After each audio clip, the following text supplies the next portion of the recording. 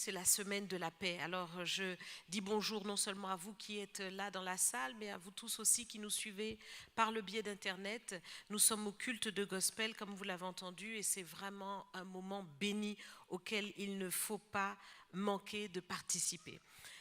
Semaine de la paix, une semaine de la paix qui vient dans une période troublée, parce que tout autour, nous entendons, et nous ouvrons la télé, nous voyons combien il y a des guerres, il y a des bruits de guerre, il y a toutes sortes de menaces, il y a toutes sortes de réalités. Et beaucoup de vies sont troublées, beaucoup de vies sont en difficulté. Beaucoup de personnes, tous les jours, entendent des mauvaises nouvelles qui produisent des angoisses. Et cela, nous ne sommes pas étonnés, ce monde est en ébullition et ce monde est en difficulté. Mais cependant, eh bien, le Seigneur ne veut pas que dans le camp de l'Éternel, il soit comme dans le monde. Ce monde est troublé, mais nous ne devons pas être troublés. Et si, au milieu du peuple de Dieu, parmi les enfants de Dieu, si quelqu'un est troublé, alors quelque chose ne va pas. Et chacun d'entre nous, nous devons vraiment nous pencher sur cette question et réfléchir. Est-ce que véritablement je suis dans la paix? Est-ce que véritablement mon cœur est en paix? Est-ce que je suis en paix en tout temps? On doit se poser cette question. Dans Jean 14 au verset 1, Jésus parle à ses disciples. Il sait que ça va être très compliqué.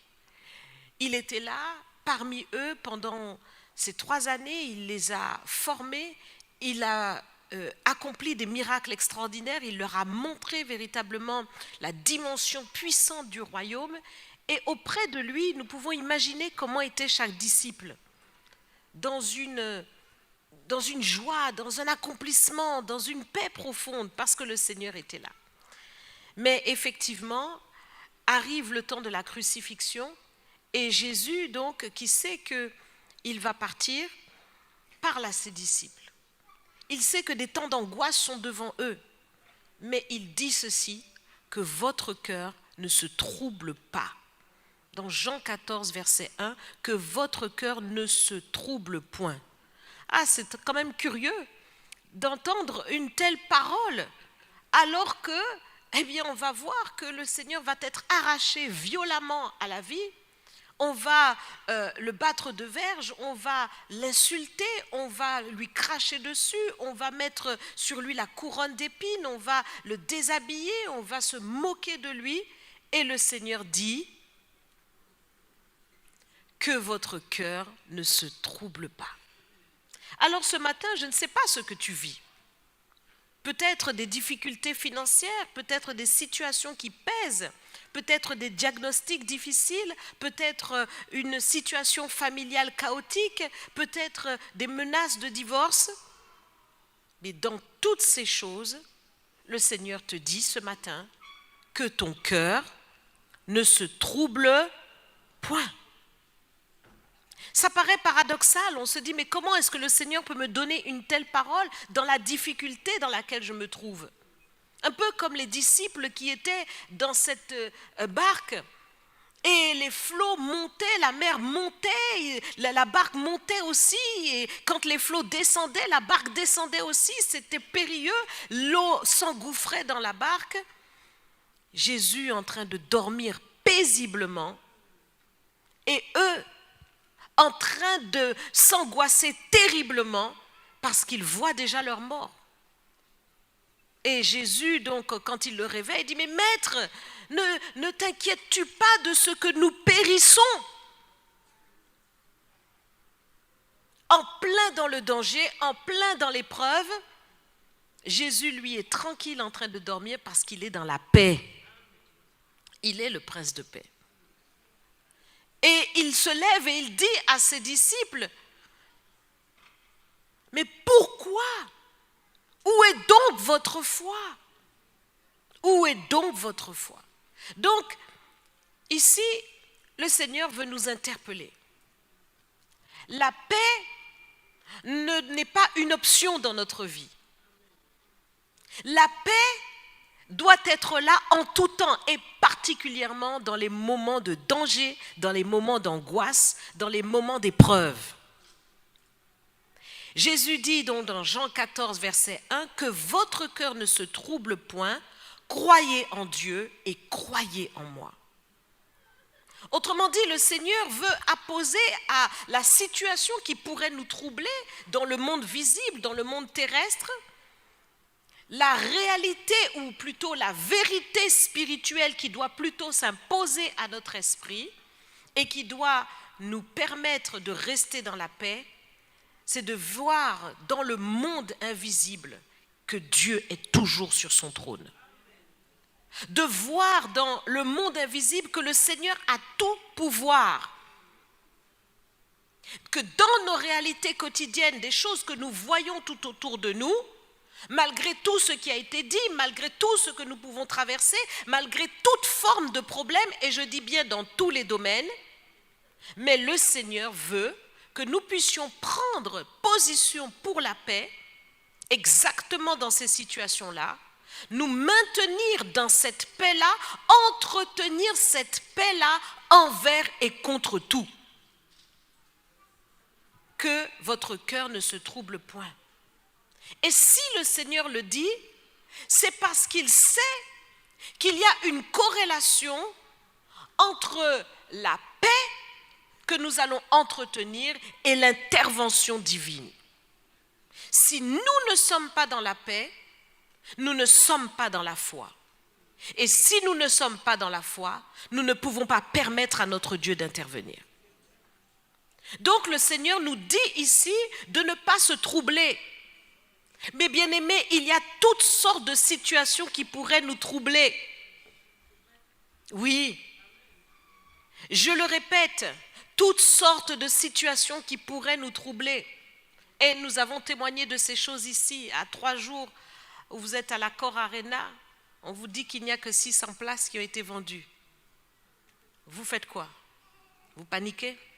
Ou bien vous restez dans la paix? Vous restez dans la paix la plus totale. Parce que là, la paix va vous aider. Mais l'angoisse, non. La paix va vous aider pour pouvoir vous accrocher à cette foi qui déclenche l'intervention de Dieu et qui renverse la situation. La paix et la foi vont ensemble.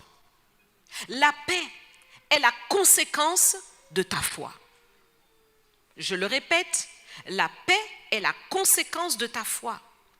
Dans Hébreux 11, verset 1, il nous est dit « Or la foi est une ferme assurance des choses que l'on espère et une démonstration de celles que l'on ne voit pas. » Donc, au départ, on espère quelque chose, mais il faut que pour que la foi opère, elle soit maintenant une ferme assurance. Et quand ta foi est devenue une ferme assurance, elle produit automatiquement la paix.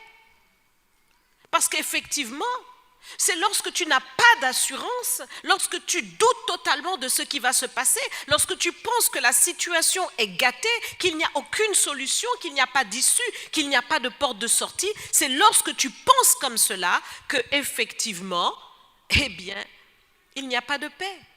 Donc, pas d'assurance signifie pas de paix. Ce qui veut dire que lorsque tu n'as pas la foi, tu n'as pas la paix. Et lorsque nous, le Seigneur nous interpelle, nous, en tant que croyants, et qu'il voit que nous laissons troubler par des choses, il voit que nous ne sommes pas positionnés dans la foi. Il faut donc que chacun d'entre nous, et c'est ce que le Seigneur veut nous dire cette semaine, que nous puissions augmenter notre niveau de foi face aux circonstances que nous pouvons traverser. Et quand nous allons augmenter notre niveau de foi par rapport à nos circonstances, cela va augmenter notre paix. Plus tu es dans la foi, plus tu es dans la paix. Augmente ton niveau de foi. Parce que la paix est véritablement un grand bénéfice. Nous le voyons dans les nations, lorsqu'il n'y a pas de paix, il n'y a pas de développement possible. Lorsqu'il n'y a pas la paix, on ne peut pas parler de prospérité pour le pays. Parce que le pays est dans le trouble. Il y a de l'agitation de toutes sortes. on ne peut pas construire.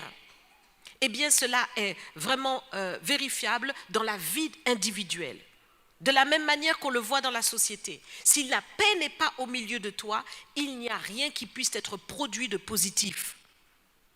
Tu ne peux pas construire sur l'angoisse. Tu ne peux pas construire sur un cœur troublé. Non.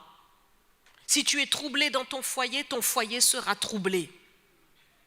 Si tu es troublé dans ta famille sera troublée. Parce que le trouble qui est au milieu de toi, tu vas le manifester.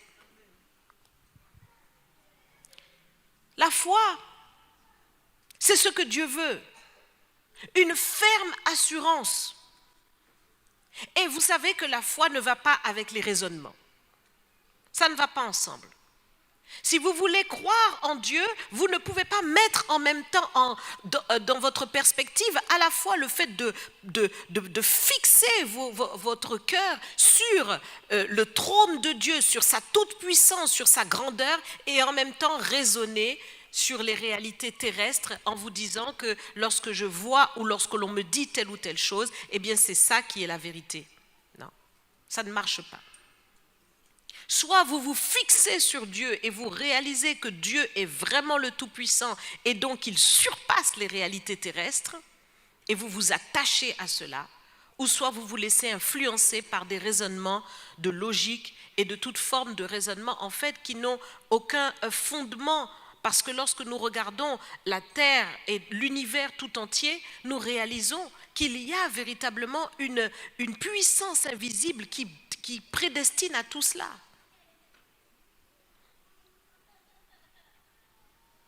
La foi et les raisonnements ne vont pas ensemble. De la même manière, la paix et les raisonnements ne vont pas non plus ensemble. Si vous prenez tout ce que l'on peut vous dire ou toutes les informations que vous pouvez recevoir, vous allez effectivement laisser ces choses manipuler votre réflexion et vous dire mais il n'y a plus d'espoir. Vous allez regarder à gauche, à droite, il n'y a plus d'espoir. Et ce raisonnement-là va plomber votre paix. Foi et raisonnement ne vont pas ensemble, paix et raisonnement ne vont pas non plus ensemble. Donc, quand nous parlons de la paix, nous parlons de la foi et nous comprenons que nous devons monter notre niveau de foi, regarder au Seigneur, regarder à cette dimension invisible de Dieu qui a le tout pouvoir dans le ciel et sur la terre afin de positionner notre foi et rester dans la paix. Évidemment, lorsque nous sommes dans la foi, nous ne sommes pas dans l'agitation. Lorsque nous sommes dans la foi, nous sommes tranquilles. Nous sommes comme un mât sur la colline. Nous ne bougeons pas. Le vent va passer. Toutes sortes de choses peuvent se produire, mais nous restons fixes. Nous ne sommes pas dans l'agitation. Nous ne courons pas à droite et à gauche pour essayer de trouver des solutions, mais nous restons dans la paix. La paix de cette foi qui n'est pas agitée. Cette foi n'est pas agitée et la paix aussi n'est pas agitée. Paix et agitation ne vont pas ensemble, tout comme foi et agitation ne vont pas ensemble. Donc nous avons une attitude, l'attitude de la paix, qui est d'être posé et de se concentrer dans la prière, se concentrer vers la solution. La prière de la foi, c'est la prière de la paix. Lorsque nous allons prier dans cette foi intense, comme Élie a prié avec certitude, sachant qu'il allait faire tomber la pluie, eh bien cette pluie est tombée parce qu'il s'est positionné dans cette prière de la foi. Ta prière aboutit toujours si tu es dans la foi véritable. Et donc pourquoi t'agiter? Pourquoi trembler? Si tu sais que lorsque tu te mets à prier, quelque chose va se passer et qu'exactement ce que tu es en train de demander, c'est ça qui va se faire, pourquoi t'agiter? Explique-moi. Ça veut dire que tu ne crois pas dans ta prière en fait. Tu ne crois pas dans l'impact de ta prière en fait. Il faut avoir confiance. Il faut posséder sa foi qui fait véritablement toute la différence. Je l'ai dit, ce n'est pas la prière de l'inquiétude, la prière de l'angoisse, la prière de la peur, mais la prière de la foi. ou lorsque tu vas invoquer le Seigneur, tu sais que Dieu va agir. Ta foi fait toute cette différence. Et donc tu dois garder cette confiance en Dieu et cette assurance. Lorsque tu vas prier et que tu vas invoquer le Seigneur, cette prière de foi que tu vas produire va renverser la situation. Et donc, de la même manière que tu dois posséder ta foi, c'est-à-dire ne pas la laisser être envahie par quoi que ce soit de négatif, de la même manière, tu dois posséder ta paix. Tu dois la posséder. Tu ne dois pas laisser l'inquiétude venir envahir ta paix comme des ronces qui veulent envahir un arbre. Tu dois faire attention parce que la paix produit un bon fruit. Mais si tu es attaqué par l'inquiétude, par l'angoisse, cette inquiétude, nous le disons, nous avons l'habitude de dire que l'inquiétude ronge ou qu'un tel est rongé d'inquiétude. Vous imaginez ce que cela signifie? Cela signifie que l'inquiétude te tourmente. Et derrière cette inquiétude, il y a beaucoup de maladies qui peuvent être produites. Ce sont des racines invisibles, mais elles sont réelles lorsque l'on voit ce que ça produit. Aujourd'hui, nous parlons de stress, de dépression, de burn-out. On parle de toutes ces choses. Pourquoi? Parce que l'inquiétude a sa racine en profondeur dans l'âme et trouble beaucoup de personnes. De la même manière que la maladie arrive par l'inquiétude, la paix aussi, elle produit au contraire la bonne santé. Mais oui, la longévité. Parce que toutes les maladies cardiovasculaires qui sont déclenchées, les palpitations, les angoisses, toutes les choses qui sont déclenchées par l'inquiétude, eh bien lorsque l'on n'a pas d'inquiétude, on est délivré de tout cela, on est dans la paix et on est véritablement quelqu'un qui peut prendre soin de lui-même, faire les bons choix pour sa vie afin d'entretenir sa santé. Et nous parlons aussi de cette paix profonde qui n'est pas une attitude extérieure. Parce que on parle souvent des faux calmes. N'est-ce pas? On parle des faux calmes. Ça veut dire que la personne est calme en apparence et on se dit « Ah, vraiment? Ah, quel calme! Ah, c'est bien! » Mais attendez un peu. Qu'une situation se produise et vous allez voir que la personne est sortie de ses gonds, comme on dit, et là, le chaton se transforme en lion ou en tigre. Et vous comprenez à qui vous avez affaire. Du coup, on dit « Méfiez-vous de l'eau qui dort ». La paix dont nous parlons n'est pas une attitude extérieure, mais c'est une paix profonde, d'un cœur serein, qui s'appuie intérieurement sur les promesses de Dieu et ce de manière exclusive. De manière exclusive. 1 Pierre chapitre 3 versets 4 à 6.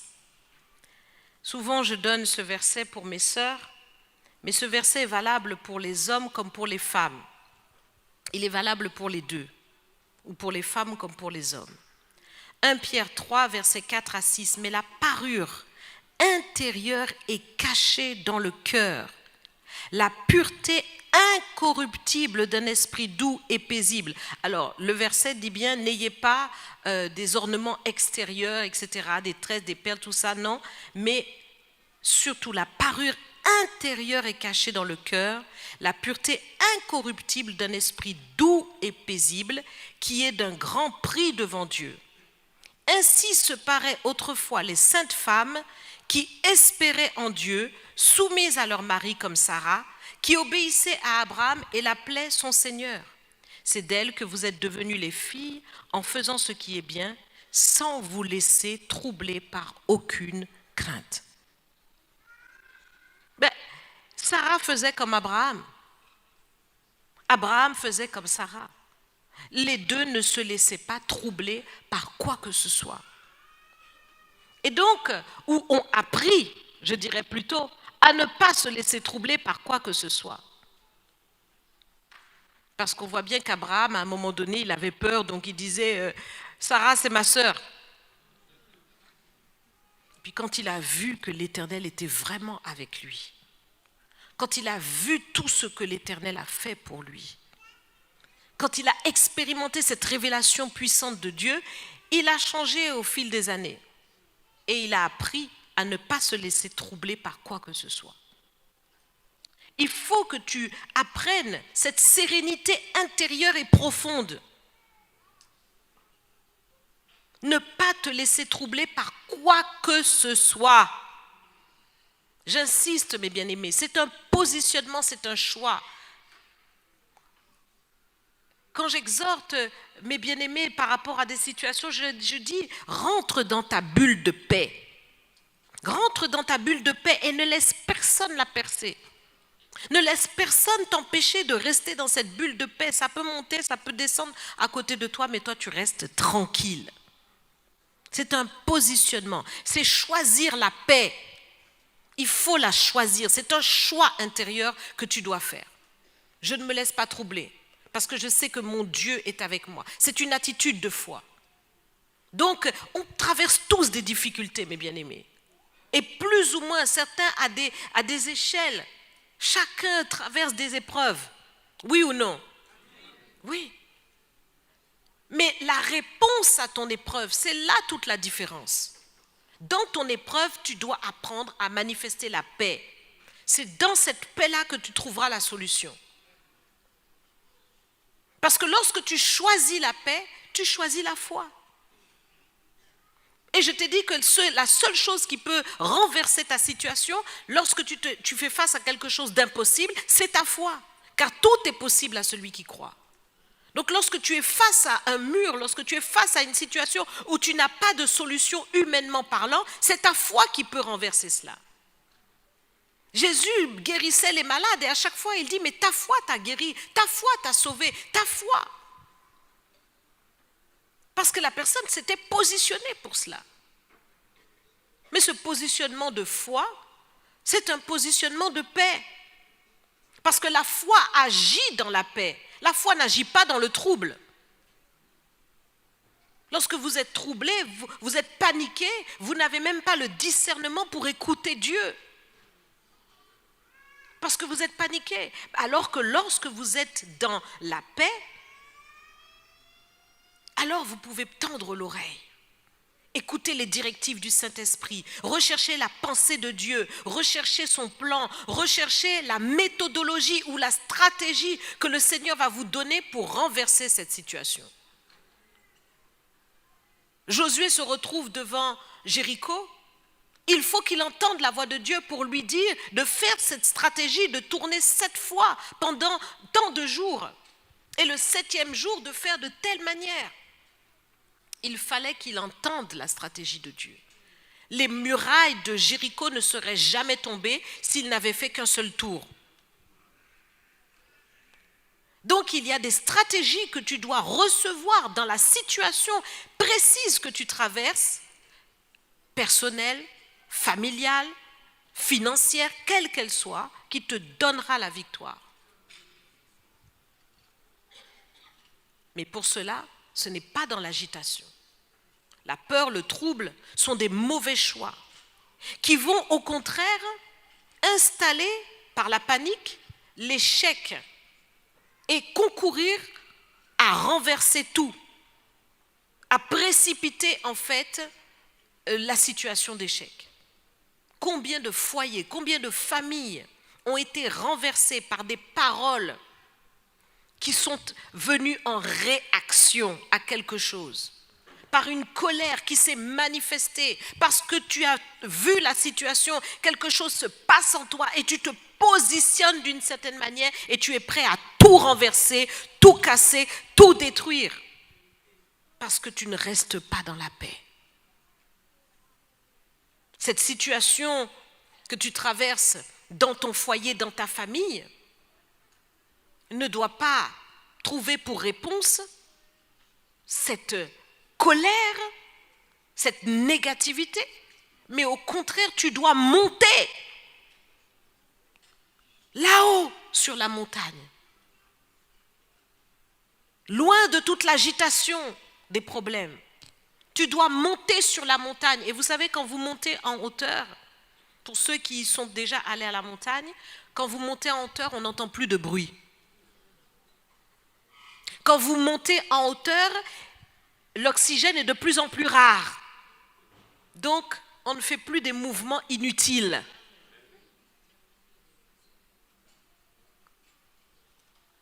Je vous dis, mes bien-aimés, si tu veux véritablement dominer ta situation, il faut monter.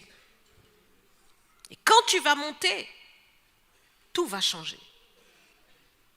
Tu verras cette situation non plus comme cette chose énorme que tu voyais, comme cet arbre peut-être énorme, mais d'en haut, tu vas regarder que c'est comme une bûchette. La paix est précieuse. C'est dans cette paix-là que ta foi produira l'intervention de Dieu qui pourra tout faire basculer.